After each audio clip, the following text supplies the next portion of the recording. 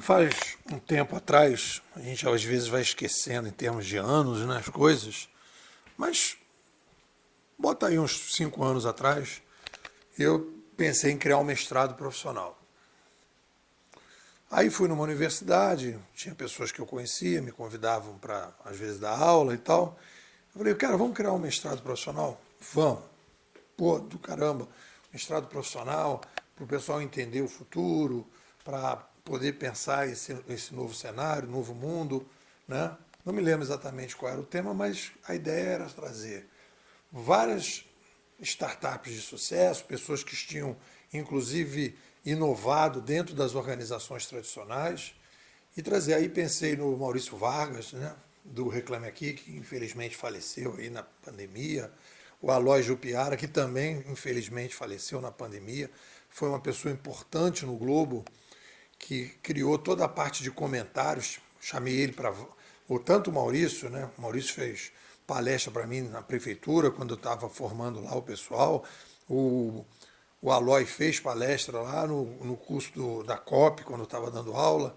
Então eram pessoas que eu confiava, sabia que tinham muito a passar para os alunos. E aí, o que aconteceu? Mandei lá a lista das pessoas que eu queria, o pessoal mandou o currículo, e aí disse, ó, não, não, não, não. Esse aqui não tem isso, aquele não tem aquilo. Quer dizer, as pessoas não valem para esse ambiente de formação tradicional, as pessoas não valem pelo que elas falam, pelo que elas fazem, pelo que elas pensam, né? O que vale ali é o currículo.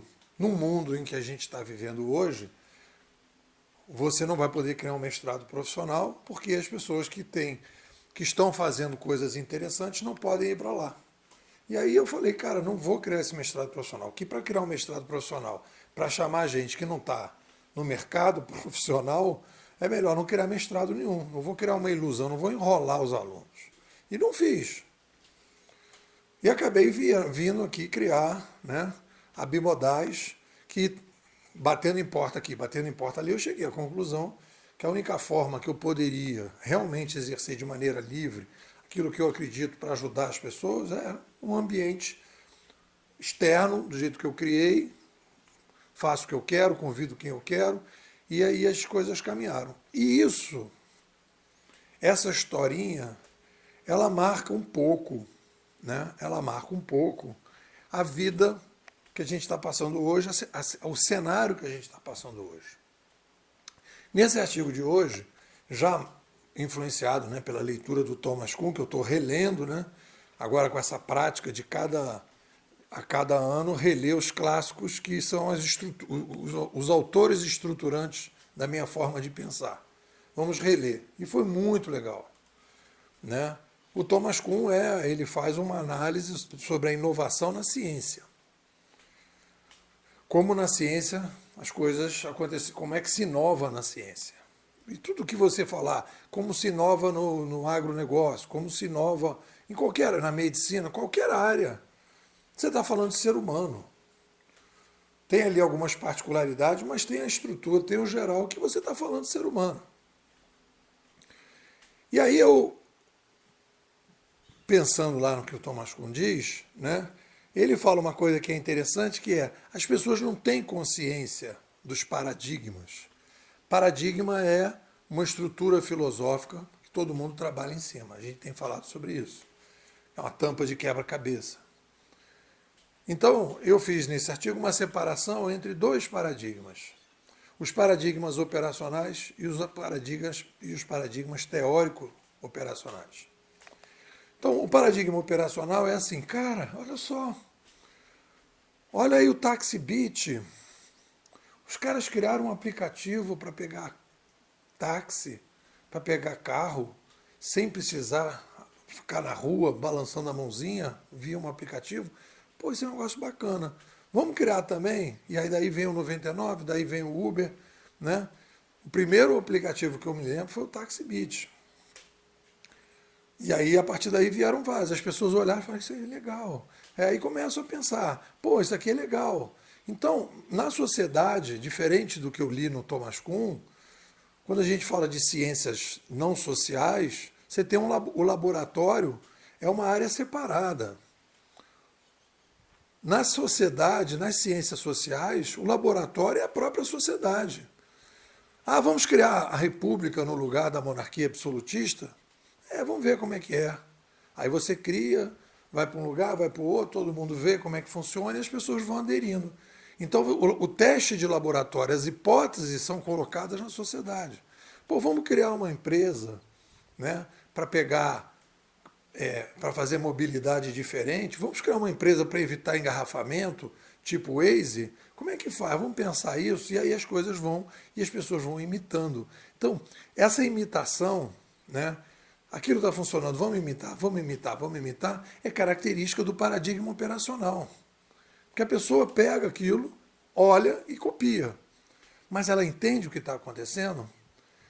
Esse cara do Taxi Beat, depois o cara que inventou o Taxi Beat, já era um cara que tinha uma visão, tinha o que eu estou chamando de paradigma teórico operacional.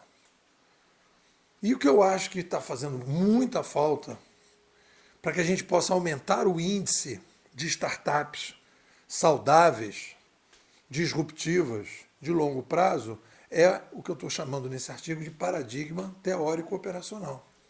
A pessoa entender o contexto geral, a pessoa entender o cenário.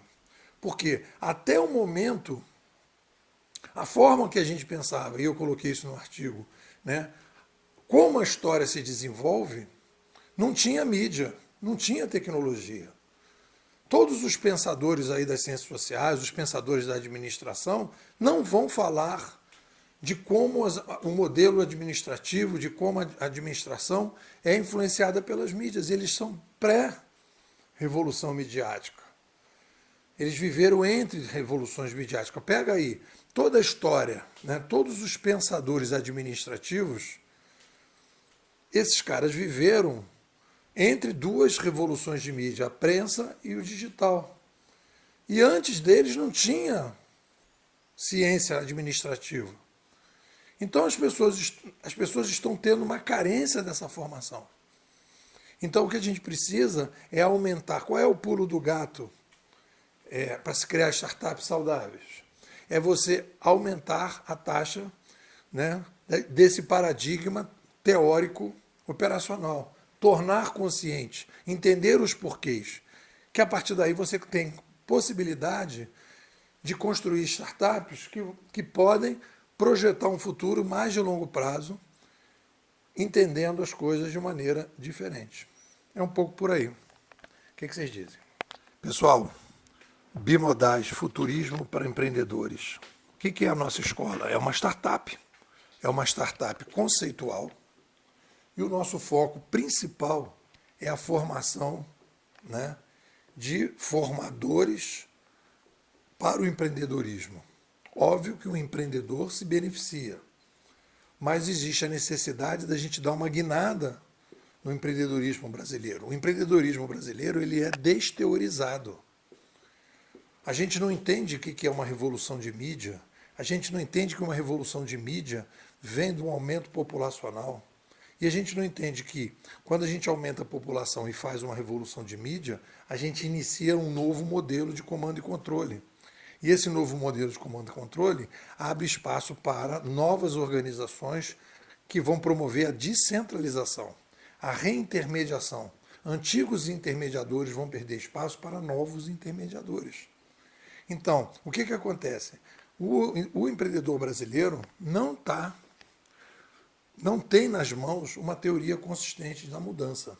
E sem uma teoria consistente da mudança, o que ele vai fazer? Ele vai criar startups muito mais incrementais do que disruptivas, muito mais locais do que globais, porque a gente tem aí demandas parecidas com o Brasil, na China, na Índia, na Rússia, em outros países que cresceram que nem o Brasil, em que você, resolvendo o problema do Brasil, você pode exportar isso. Então existe aí uma visão que as pessoas têm que ter e elas não estão tendo. A gente está entrando no nosso 4º ano, na nossa 7ª imersão, e eu te convido para fazer parte.